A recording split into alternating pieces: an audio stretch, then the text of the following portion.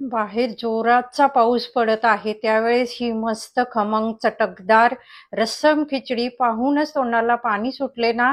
तर चला आता रेसिपी पहा आणि लगेच करायला घ्या. पटकन 10 मिनिटात ही रस्सम खिचडी होते आणि चवीला तर अगदी अप्रतिम लागते. नमस्कार, मी सुद्धा. स्वागत आहे आपले हेल्दी कुकिंग मध्ये.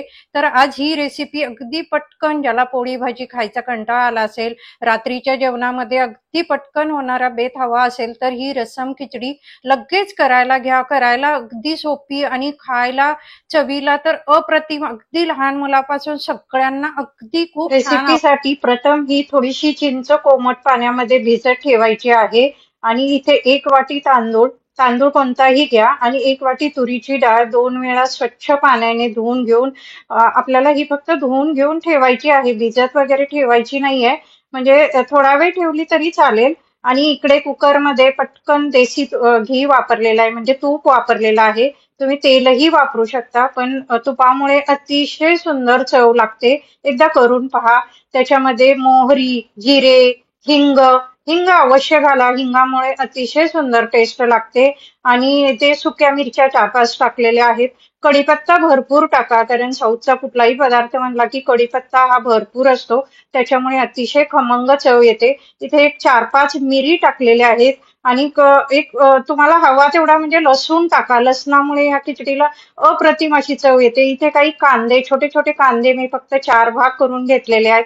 बारीक असा कापायचं नाही, आणि हे सर्व आपल्याला अगदी थोडंसं परतायचंय. अगदी खूप छान परतत बसायचं नाही. इथे मी 2 टोमॅटो चिरून टाकलेले आहेत, हलकेच परतून घेतले. अर्धा चमचा हळद, 1 चमचा लाल तिखट, 1 चमचा काश्मीरी लाल मिरची पावडर टाकलीये. परत इथे सांबार मसाला टाकलाय, मी 1 चमचा टाकलाय. तुम्हाला हवा तर 2 चमचेही टाकू शकता. हे थोडंसं आपल्याला हलवून घ्यायचंय. खूप छान असं खमंग भाजत बसायचं नाही, काही नाही. पाहू शकता कांदे दिसत आहेत तसे. इथे 1 चमचा मीठ टाकलेलं आहे. आणि हे सर्व असं हलकं आपण हलवून घेतलं की त्यामध्ये हे धुवून ठेवलेले तांदूळ आपल्याला याच्यामध्ये घालायचे आहेत.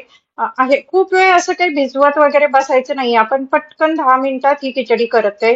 आणि हे तांदूळ आहेत ना, या मसाल्यामध्ये खूप छान असे परतून घ्या. एक एक 2-3 मिनिटं असे छान परतून घेतल्यामुळं काय होतं, आपल्या खिचडीला अशी खमंग सुवास आणि चव खूप छान येते.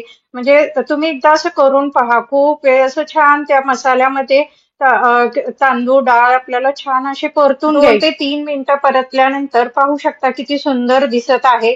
इथे आता तुम्ही 1 वाटी डाळ आणि तांदूळ घेतला असेल तर त्याच्या 4 पट पाणी घाला. ही खिचडी अशी पातळ खूप छान लागते.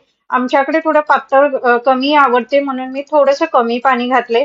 पण ही खूप पाण्यामध्ये अगदी घट्ट म्हणजे अशी खूप जरा पातळ खिचडी छान दिसते. इथे कुकरच्या 4 ते 5 शिट्ट्या करून घ्यायच्यात. पाहू शकता किती सुंदर दिसत आहे ही खिचडी.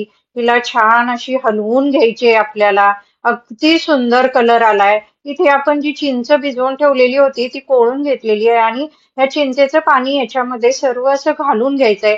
अतिशय सुंदर चटकदार एकदम टेस्ट लागते. ही रस्सम खिचडी एकदा नक्की करून पहा. त्या चिंचेच्या पाण्यामुळे अगदी रस्सम सारखी टेस्ट लागते.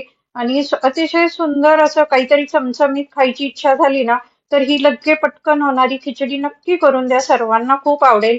हे सर्व छान अगदी एकदम त्या खिचडीमध्ये आपण जे पाणी घातलंय ना, ते छान असं मिक्स करून घ्यायचंय. आणि इथे भरपूर अशी कोथिंबीर घालायची. त्या कोथिंबीरीमध्ये मुळे स्वाद आणि सुवास अतिशय सुंदर येतो आणि खूप छान चव लागते. हे छान असं सर्व एकदम छान मिक्स करून घ्यायचंय आपल्याला. आणि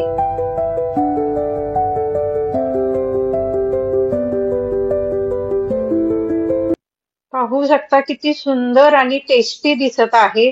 आता ही तुम्ही संध्याकाळची अशा जेवणाला किंवा दुपारी कधीही खाऊ शकता. यावर मस्त अशी तुपाची धार सोडा, थोडी कोथिंबीर घाला, त्याच्याबरोबर घरातील पापड, मग तो कोणताही पापड असेल तर तो घ्या. इथे मी काही थोडेसे आंब्याचे ज्युलियन्स घेतलेले आहे, माझ्याकडे कैरी होती. तुम्ही कैरीचं कोणतंही लोणचं घ्या किंवा सॉस बरोबर घ्या. कशाबरोबर ही सुंदर अप्रतिम लागते. ही रसम खिचडी नक्की शेअर करा, आणि तुम्ही 10 मिनिटात पटकन होणारा हा बेत ह्या पावसाळ्यामध्ये नक्की करून पहा. तुम्हाला सर्वांना खूप आवडेल. आणि रेसिपी आवडली असेल तर नक्की शेअर करा.